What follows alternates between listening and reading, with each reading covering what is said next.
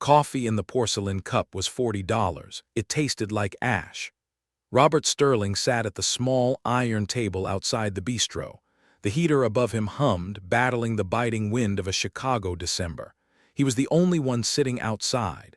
Inside, behind the glass, people were laughing. They were warm, they were together. Robert preferred the cold. The cold made sense. The cold didn't lie to you. He adjusted his cashmere scarf. He checked his watch. 2:15 p.m. He had a board meeting in 45 minutes. He was going to acquire a competitor, strip it for parts, and put 300 people out of work. He didn't care. He picked up the cup. "Excuse me, mister." The voice was small, thin, like a dry twig snapping. Robert lowered the cup. He didn't turn his head. He hated begging. He hated the messiness of the city. "Go away." He didn't shout. He just stated it, like a fact, but the footsteps didn't retreat. They shuffled closer. "Please, mister, my mom, she told me to find you." Robert turned then, slowly, annoyance rising in his chest like bile. Standing there was a boy, maybe 7 years old. He was wearing a coat that was 3 sizes too big. It was stained with mud and grease. His shoes were held together with silver duct tape. His face was gray with grime, but his eyes, they were blue, a piercing, electric blue that cut right through the gray afternoon. Robert felt a strange thrum in his chest, a memory he couldn't place. "I don't have cash." The boy didn't ask for money. He reached out a hand. It was red and chapped, the knuckles bleeding slightly from the dry air. "My mom said angels would help us." Robert froze. The coffee cup rattled against the saucer. He stared at the table. That phrase, it wasn't a common phrase. It wasn't something you read in a book. It was a code. 20 years ago, a game he played with his daughter, Emily, when she was scared of the thunder, when she scraped her knee. "Don't worry, Em. Angels will help us." It was their secret, their promise. Robert turned back to the boy. He looked at him, really looked at him. The shape of the nose, the set of the jaw, and those blue eyes. "Where is your mother?" His voice trembled. The boy pointed a shaking finger down the alleyway across the street. "She's sleeping. She won't wake up." Robert stood up. The chair scraped violently against the pavement. He threw a $100 bill on the table. He didn't wait for the change. He vaulted the small iron fence. He ran.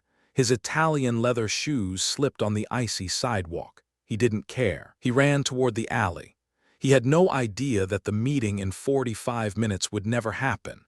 He had no idea that his life as Robert Sterling, the ruthless raider of Wall Street, ended the moment that boy spoke. And he had no idea what was waiting for him in the shadows.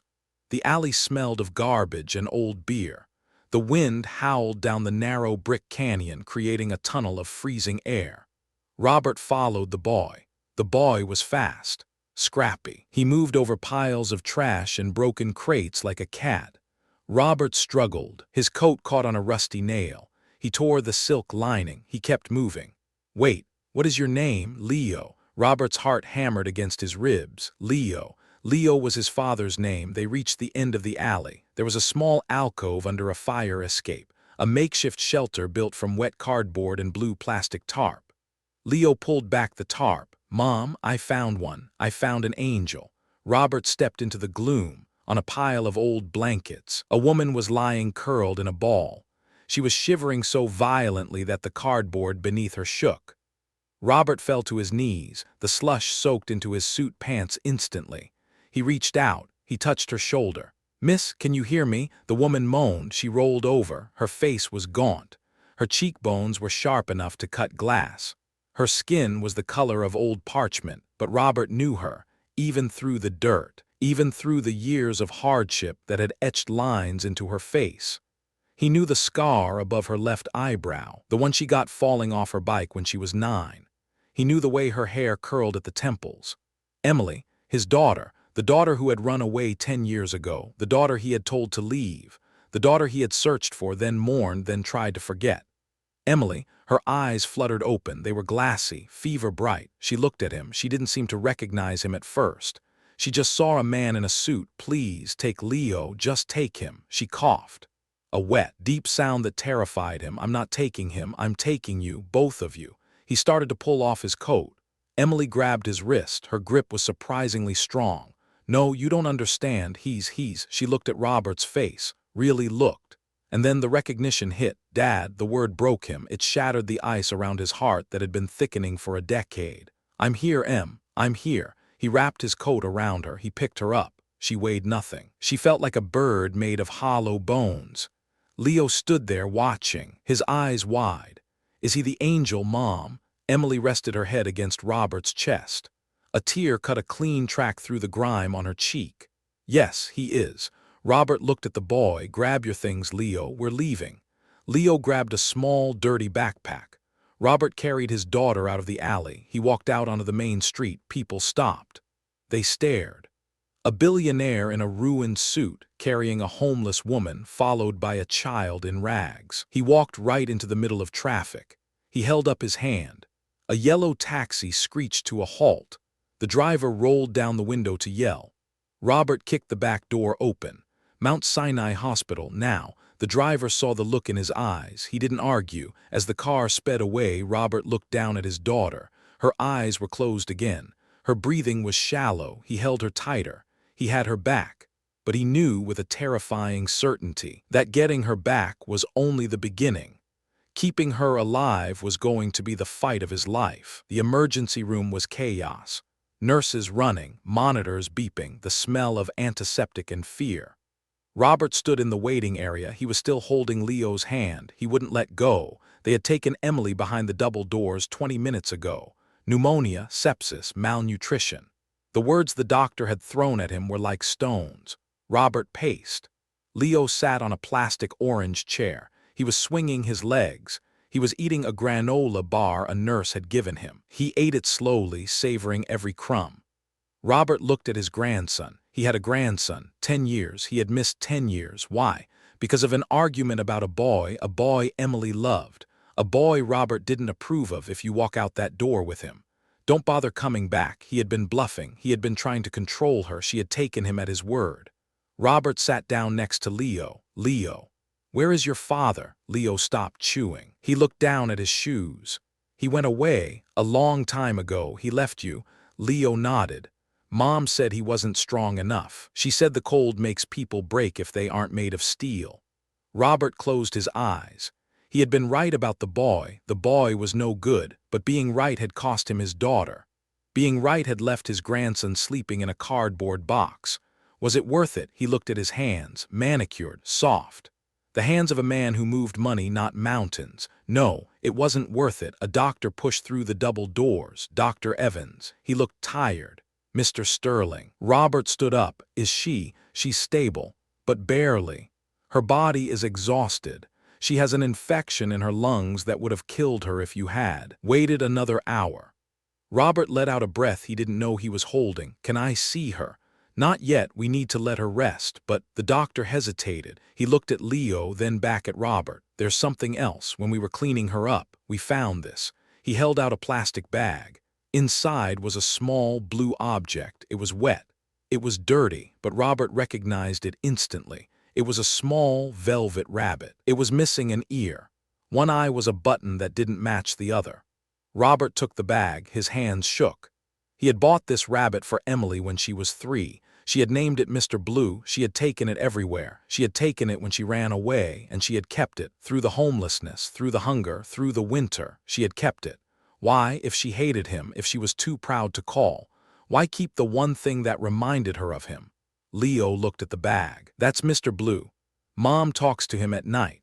Robert looked at the boy. What does she say? Leo shrugged. She tells him she's sorry. She tells him she wants to go home, but she says the door is locked. The door is locked.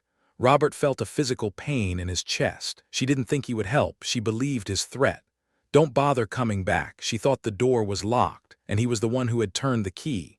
Robert looked at the doctor. I need a private room. The best you have. And I need a phone. He wasn't going to wait anymore. He was going to kick the door down. Emily woke up 3 days later. The room was warm. It smelled of lavender, not bleach. She blinked. She wasn't on the street. She wasn't in a shelter. She was in a bed with soft sheets. She tried to sit up. Panic flared in her chest. Leo? I'm here, Mom. She turned her head. Leo was sitting in a large armchair next to the bed. He was wearing clean clothes, a red sweater, jeans that fit, new sneakers, and he was holding a giant teddy bear. Emily let out a sob of relief. Then she saw the man standing by the window. He was looking out at the city skyline. "Dad," Robert turned around. He looked different. He wasn't wearing a suit. He was wearing a simple sweater and slacks. He looked softer, older. "Hello, Em." Emily pulled the sheet up to her chin. Shame washed over her. "I'm sorry. I'm so sorry. I failed. I tried to make it work, but—" Robert walked over to the bed. He sat down. He took her hand. It was still rough, but it was warm now. "Stop. I shouldn't have come. I promised I wouldn't come back until I was a success, until I proved you wrong." Robert squeezed her hand. "You kept Mr. Blue." Emily froze. Robert reached into his pocket and pulled out the battered velvet rabbit. He placed it on the bed between them. "Why, Em?" Emily touched the rabbit's single-button eye. "Because he was the only thing I had that felt safe. When things got really bad, I would hold him and pretend I was back in my room, listening to you read stories." She looked up at him. "I told Leo about the angels because I didn't want him to be scared. I told him you were an angel so he wouldn't hate you." Robert felt the tears hot on his face. He wasn't an angel. He was a flawed, stubborn man, but he could try. He reached into his other pocket. He pulled out a key, an old brass key. "Do you know what this is?" Emily shook her head. "It's the key to the house. I changed the locks the day you left. I was angry. I was stupid." He pressed the key into her palm, "But I kept the old lock in a box in the garage. Yesterday I called a locksmith. I had them put the old lock back on the front door." He closed her fingers over the key. "The door isn't locked anymore, Em. It opens with this. It always will." Emily stared at the key, then she looked at her father. "Can we really come home after everything?" Robert stood up. He picked up Leo and placed him on the bed next to her. He wrapped his arms around both of them. "You are my home. Without you, it's just a house." For the first time in 10 years, Emily Sterling didn't feel cold. She leaned into her father, she held her son, and she slept. A real deep sleep 6 months later. The summer sun was shining on the garden of the Sterling estate. Robert was on his hands and knees in the dirt. He was planting hydrangeas. His suit was gone. He wore gardening gloves and a t-shirt stained with soil. "Grandpa, watch this." Leo ran across the grass. He jumped into the pool with a massive splash. Robert laughed. He wiped the dirt from his forehead. Emily walked out onto the patio. She looked healthy. Her cheeks were pink. She was holding a tray of lemonade. She set the tray down and walked over to him. "You missed a spot." She pointed to a weed. Robert smiled. "I'll get it later."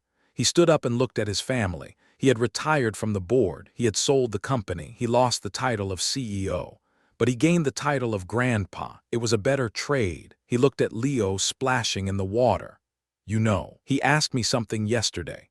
"What?" He asked if angels are real. Emily smiled. "What did you tell him?" Robert looked at his daughter. He looked at the scars that were fading but still there. The proof of her survival, the proof of her love. "I told him the truth." He kissed her forehead. "I told him angels are real, but they don't have wings. They have scars, and they are the strongest things on earth." Leo climbed out of the pool, shivering and laughing. "Hey, Grandpa, are you coming in?"